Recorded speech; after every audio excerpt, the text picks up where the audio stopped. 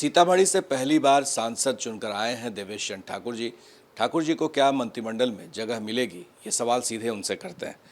देवेश जी, क्या लग रहा है कि आपको मंत्रिमंडल में जगह मिलेगी, क्या मौका मिलेगा? मैं मंत्रिमंडल में जगह खोज कहाँ रहा हूँ। मुझे कोई दिलचस्पी नहीं है। जो हमारे नेता का आदेश होगा उन्होंने यहाँ तक पहुँचा दिया, ये इससे बढ़ के क्या मेहरबानी हो सकती है।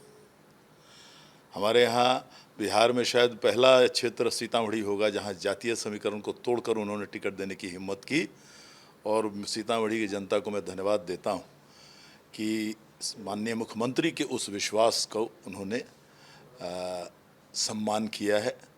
मेरे लिए वो बहुत है।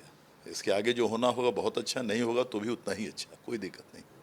कहा जा रहा है कि मुख्यमंत्री नीतीश कुमार जो है वो किंग मेकर की भूमिका में एक तरह से हैं। जिस तरह से कहा जा रहा था कि एनडीए को यानी कि बीजेपी को अपने आप में बहुमत मिलेगा, लेकिन ऐसा हुआ नहीं, उनकी कम सीटें रह गई, तो ऐसे में नीतीश कुमार की भूमिका बहुत बड़ी हो जाती है। देखिए, नीतीश कुमार की भूमिका बड़ी हो जाती है, ये परिस्थितियों के चलते आप बोल रहे हैं, लेकिन ये बहुत ही स्वाभाविक जो नेचुरल अलायंस कहा जाता है, ये बहुत ही स्वाभाविक गठबंधन है। आज से नहीं, राष्ट्रीय जनता दल के कुशासन के खिलाफ जो ये गठबंधन बनी थी, आप याद कीजिए, और पहली बार सरकार बनी, उसमें माननीय अरुण जेटली जी जीवंत थे और उनका बहुत बड़ा उसमें योगदान था। और उस समय अटल जी थे, आडवाणी जी थे, सब लोगों ने मिल के उस कुशासन को ख़त्म करने के लिए बिहार में एक नया प्रयोग शुरू किया था, समता पार्टी और भारतीय जनता पार्टी मिल के, और ये उसी समय से ये चला आ रहा है। तो निश्चित रूप से इस गठबंधन के नींव के जो खंभे हैं उसमें से सबसे सशक्त खंभा भारतीय जनता पार्टी के अलावा आदरणीय नीतीश कुमार है। और जो परिस्थितियां बदलती हैं, कभी किसी पार्टी को ज़्यादा कुछ सीट आ जाती हैं, अलग अलग कारण होता है, कभी किसी को कम हो जाता है। उसका मतलब ये नहीं है कि इससे पहले कोई महत्व कम था या आज बहुत बढ़ गया। ये बात है कि नीतीश कुमार ने जो काम किया है बिहार में, उसका प्रतिफल उनको मिला है। पूरे वहाँ की जनता ने उनका सम्मान किया है, और आदरणीय नरेंद्र मोदी जी ने भी पूरे देश में काम किया, इसमें कहीं कोई शक नहीं है।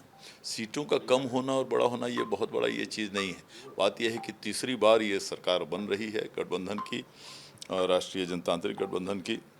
माननीय नरेंद्र मोदी जी कल शपथ ग्रहण लेने जा रहे हैं, फिर से तीसरी बार प्रधानमंत्री के रूप में। और निश्चित रूप से जो जिन पार्टियों के ज़्यादा सीट्स आए हैं, चाहे हमारे यहाँ के बिहार में जनता दल यूनाइटेड का हो, तेलुगु देशम का वहाँ पर तेलंगाना आंध्रा वगैरह में हो, तो उनका भी बहुत ज़्यादा योगदान होगा, उनकी भी उपस्थिति। बैलेंसिंग फैक्टर हो रहे हैं नीतीश कुमार। निश्चित वो हमेशा से साथ थे। आज बैलेंसिंग फैक्टर तो उसको आप कहेंगे जो मान लीजिए तेलुगु देशम आ रहे हैं, तो वो पहली बार आ रहे हैं। नीतीश कुमार, नरेंद्र मोदी, तो ये मैंने कहा आपको, that has been a natural alliance from the last 20 years. विरोधी कह रहे हैं कि कभी भी फिर बदल सकता है। विरोधी कह रहे हैं कि कभी भी सरकार गिर सकती है, नीतीश कुमार टीडीपी जब भी इधर आ जाए तो। ऐसा है, उस पेड़ के नीचे विरोधी सारे खड़े रहें ये सोचते हुए कि ये गिरने वाली है उससे ऊपर से, और हम यहीं पर बैठे रहेंगे। दिवा स्वप्न देखने को कोई मनाही नहीं है भारत के संविधान में।